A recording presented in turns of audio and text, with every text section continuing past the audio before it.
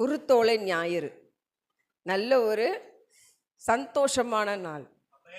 நாம் கர்த்தருக்குள் மகிழ்ந்து களி கூறக்கூடிய நாள் இன்று அப்படின்னு நான் முழுமையாக விசுவாசிக்கிறேன்.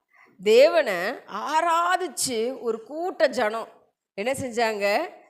கர்த்தரை போற்றி புகழ்ந்து பாடுவண்ணமாக ஓசன்னா ஓசன்னான்னு இன்று அவர்கள் பாடினார்கள். ஒளிவு மலையில் இருந்து அவர் இறங்கி வரும் பொழுது அவரை வாழ்த்தி பாடின பாடல் அப்படின்னு தான் நம்ம ஓசன்னா கீதத்தை பாடுறோம் இல்லையா? அந்த ஓசன்னா அப்படின்ற அந்த வார்த்தைக்கு அர்த்தம் வருஷம் நம்ம தெரிஞ்சு கொள்கிறோம். இந்த வருஷமும் தெரிஞ்சு கொள்றதுல தவறில்லை அப்படின்னு நான் நினைக்கிறேன்.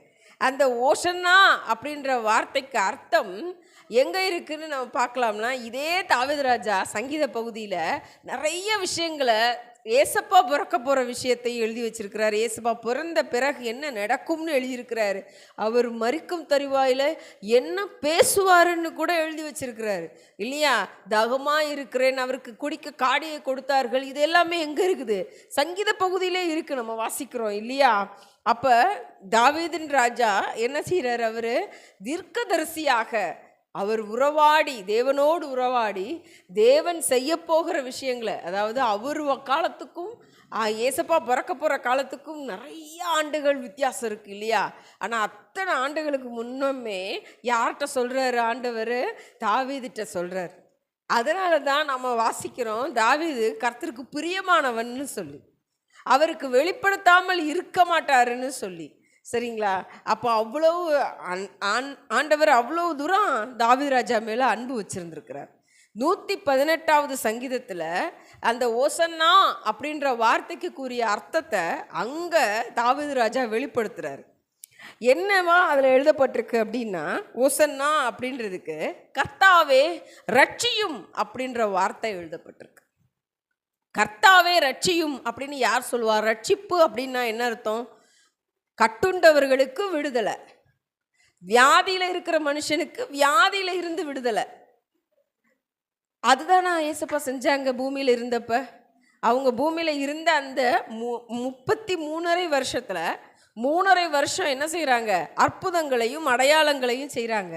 இதை எல்லாத்தையும் அந்த மக்கள் என்ன செஞ்சிட்ருக்குறாங்க?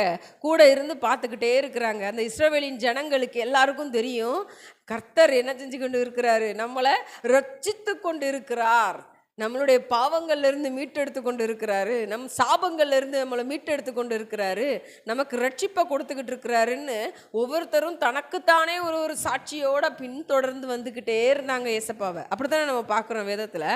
அப்படி தான் ஒரு நாள் என்ன செய்கிறாரு ஏசப்பா?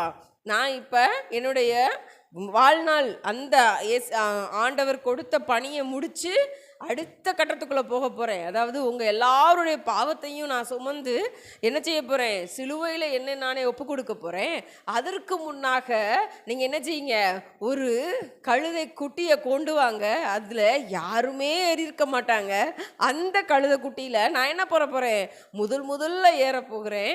அந்த கழுதை என்னை என்ன செய்ய போகுது? சுமந்து கொண்டு இஸ்ரவேல் தேசத்துக்குள்ளே, எருசலேம் நகரத்துக்குள்ளே என்னை கொண்டு போகுது. நான் என்ன பண்ண போகிறேன்? ராஜாவாய் உங்களுக்கு முன்பாக நடந்து வர போகிறேன் அப்படின்றத தெரிவிக்க வண்ணமாகத்தான் ஆண்டவர் என்ன சொல்றாரு? நீங்க போங்க, ஒரு கழுதை அங்க இருக்கும், அதை நீங்க என்ன செய்யுங்க? அவிழ்த்து கொண்டு வாங்க. அந்த கழுதையோட முதலாளி உங்களிடத்துல கேட்கிறப்ப ஆண்டவர் இதை கேட்டாருன்னு சொல்லுங்க, ஒன்றும் சொல்ல மாட்டார் அப்படின்னு சொல்லி அனுப்புகிறார் இல்லையா? அப்போ அந்த கழுதையின் மேலே என்ன செய்கிறார் ஆண்டவர்? பவனி வருகிறார். அப்படி பவனி வர்றப்ப தான் அந்த மக்கள் எல்லாரும் என்ன சொல்கிறாங்க? ஒசன்னா அப்படின்ற வார்த்தையை சொல்லி ஆண்டவரை கர்த்தாவே எங்களை ரட்சியும் அப்படின்னு சொல்லி அவரை ஒரு வேண்டுதல் செய்யும் வண்ணமாக, ஒரு ஜெபிக்கும் வண்ணமாக. ஏன்னா கர்த்தாவே ரட்சியும் சொல்கிற வார்த்தையை நம்ம யோசித்து பாருங்க, அது வாழ்த்துற வார்த்தையா? இல்லை. அந்த வார்த்தை எப்படிப்பட்டது? தேவனே எங்களை காப்பாத்துங்கன்னு சொல்கிறது, அப்படி தானே? ஏன்னா அவங்க எல்லாரும் அந்த நேரத்தில் ஒரு அடிமைத்தனத்தில் அங்கே உள்ள அந்த சீசர்ன்ற ஒரு ராஜாவுக்கு கீழே என்ன செஞ்சிட்டு இருந்தாங்க? அந்நேரம் அடிமையிலாக இருந்தாங்க.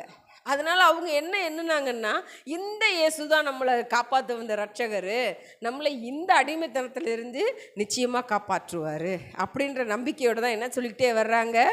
ஓசன்னா அப்படின்ற கீதத்தை பாடிக்கொண்டே வர்றாங்க. இப்போ இன்னும் ஒரு சின்ன விஷயத்தை இதோட நம்ம ஆட் பண்ணி பார்க்குறோம். என்னென்னா, அந்த கழுதை குட்டி மேலே என்ன செய்கிறார் ஆண்டவர்? ஏறி வர்றார். அவர் ஏறி வந்து அந்த கழுதை கூட்டி ரொம்ப சந்தோஷமாக நடந்து வந்திருக்கும் இல்லை? ஏன்னா அவங்க நடந்து வர்றப்ப வேதத்தில் எழுதப்பட்டிருக்கு, அவங்க மேலே இருந்த அவங்க என்ன பண்ணாங்க, ஒரு உயர்தரமான வஸ்திரங்களை விரிச்சாங்க, அப்புறம் ஒலிவு மர இலைகளை போட்டாங்க, அதன் மேலே தான் அந்த கழுதை நடந்து வந்துச்சுன்னு ரொம்ப சந்தோஷப்பட்டிருக்கோம் இல்லை அந்த கழுதை. ஆனால் இப்போ நம்ம யோசிப்போம், அந்த சீன் முடிஞ்சிருச்சு. இப்போ அந்த கழுதையை விட்டு ஆண்டவர் இறங்கிடுறாரு. அந்த கழுதை என்ன செஞ்சுருக்கும்? இப்போ அது ஒரு ஓரமாக போய் நின்றுருந்துருக்கும் இல்லை? அப்படி தானே? ஆனால் அதுக்கு முன்னாடி அவர் அந்த கழுதை இயேசுபாவை சுமந்து வர்றப்ப எல்லாரும் என்ன செஞ்சுக்கிட்டு இருந்தாங்க? ராஜாவை சுமந்து வருகிறவர் கழுதை குட்டின்னு நினச்சி என்ன செஞ்சாங்க? அந்த கழுதை குட்டிக்கு வழி விட்டுருப்பாங்க எல்லாரும். அப்படியே அந்த கழுதை குட்டியை வரவேற்றிருப்பாங்க இல்லையா? இந்த சம்பவம் நம்மளுடைய சம்பவமாக நினைத்து கொள்வோம். அந்த சம்பவத்தில் இருக்கிற அந்த கழுதைக்குட்டி தான் நாமன்னு நினைப்போமே. இப்போ யோசிங்க, ஏசப்பா நம்ம மேலே இருக்கிறப்போ மட்டும்தான் நமக்கு என்னது?